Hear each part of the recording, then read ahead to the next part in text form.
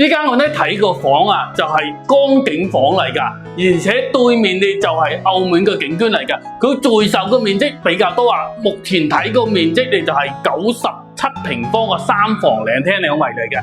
咁我咧睇下佢整個戶型啊，非常唔錯，整個空間感呢啲就係交付嘅標準嚟㗎。可以睇下佢嗰邊嘅大門嘅位置都係密碼鎖交付嚟㗎。佢嗰邊啊，呢啲都係做好咗俾你嘅鞋櫃嗰邊嚟嘅。咁我咧廚房嗰邊就係嗰度嚟啦。廚房個交標就非常 OK 嚟㗎，可以睇到佢整個交標嘅標準都係非常唔錯。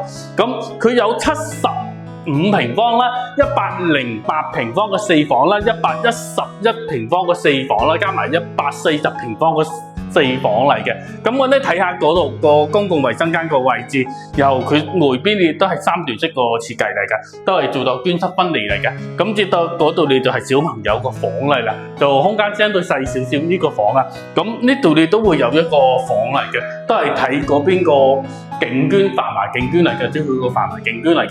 咁我哋接到嚟睇下主人房個位置，主人房係個透房嚟啊。呢度就係衣帽間個位置嚟啊，入面嗰度，呢度你就係捐濕分離嘅衛生間嚟嘅。嚟到嗰度你就係休息區個位置，休息區個位置你都係睇我哋澳門嘅景觀嚟嘅，非常 OK 嚟嘅。佢價錢喺24,000幾起步個價位，然後最高你去到4萬咁，不如佢去到4萬個價錢，你都係143平方個直接面向澳門嘅景觀個樓盤嚟個戶型嚟嘅。如果感興趣嘅朋友，你可以聯繫我啊，佢嗰邊你10萬個首付就可以上車嚟啦。目前你如果要買嘅，仲會贈送3年嘅管理費，仲贈送一個3年個車位使用權。